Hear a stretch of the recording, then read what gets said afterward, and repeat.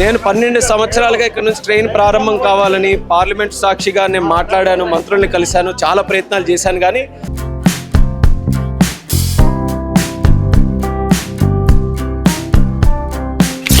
ఒకటి శ్రీకాకుళం, తిరుపతి, ఒకటి హైదరాబాద్ కూడా. అయితే ఈ రెండిట్లో ముందు తిరుపతి రావడం భగవంతుడు ఆశీస్సులు ఉన్నాయని నేను అనుకుంటున్నాను.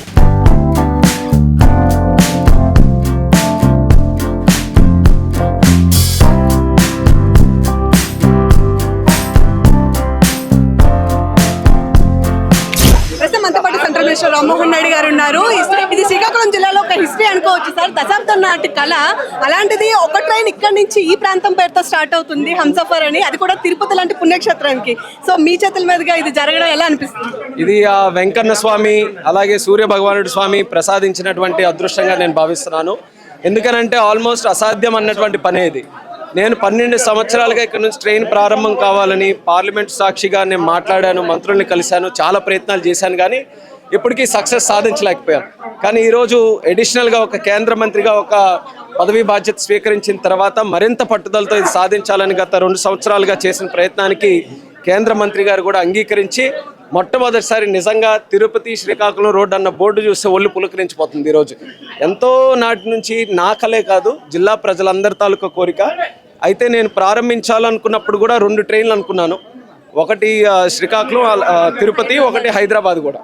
అయితే ఈ రెండిట్లో ముందు తిరుపతి రావడం భగవంతుడు ఆశీస్సులు ఉన్నాయని నేను అనుకుంటున్నాను. సార్, ఈ మధ్య కాలంలో చూసుకుంటే మీరు జిల్లా సమస్యల మీద ఎక్కువ ఫోకస్ పెడుతున్నట్టు కనిపిస్తుంది. బికాజ్ నైరెడ్డి బ్రిడ్జ్ సమస్య కానివ్వండి, లేకపోతే వంశధార ఫేజ్ 2 ఇష్యూ కానీ చాలా వరకు ముందుకు తీసుకెళ్లే ప్రపోజల్స్ కూడా రేపో మాపు పూర్తయ్యే విధంగా ఉన్నాయని మీరు చాలా దగ్గర చెప్పారు. సో ఎందుకు ఇప్పుడు ఇంత ఫోకస్ తీసుకుంటున్నారు? ఇది నా బాధ్యత కదమ్మా. ఇప్పుడు నేను 3 times పార్లమెంట్ సభ్యుడిని శ్రీకాకుళం నుంచే.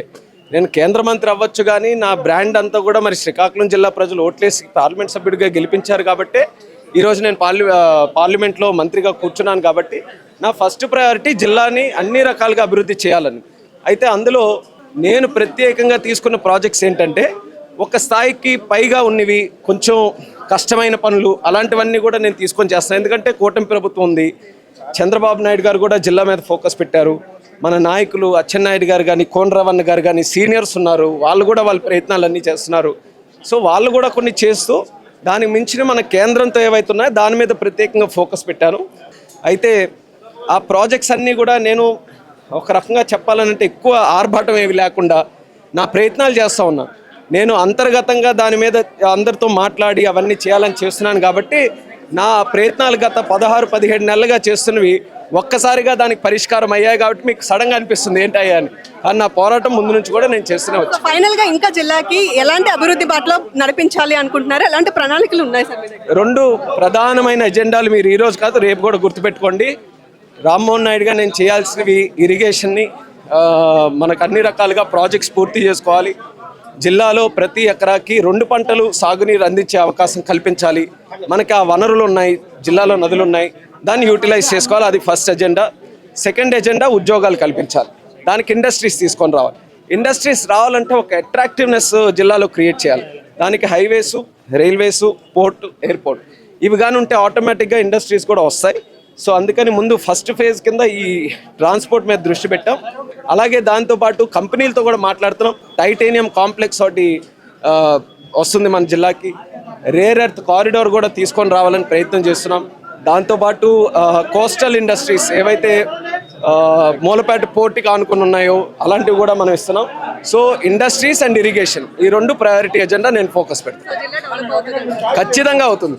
మీరు చూసుకోండి, 5 yearsలో ఏ 75 years ఇండిపెండెన్స్లో మీరు చూడని మార్పు ఈ 5 yearsలో ఖచ్చితంగా మన శ్రీకాకుళం జిల్లాలో చూస్తారు. 1 side మైగ్రేషన్ జరిగింది, అంటే జిల్లా నుంచి బయటికి వెళ్ళారు. రేపు 2-3 yearsలో మళ్ళీ ఇన్వర్డ్ మైగ్రేషన్, అంటే బయట ఉన్న వాళ్ళు కూడా మన జిల్లాకు వచ్చే పరిస్థితి ఈ జిల్లాలో ఏర్పడుతుంది. రాసి పెట్టుకోండి.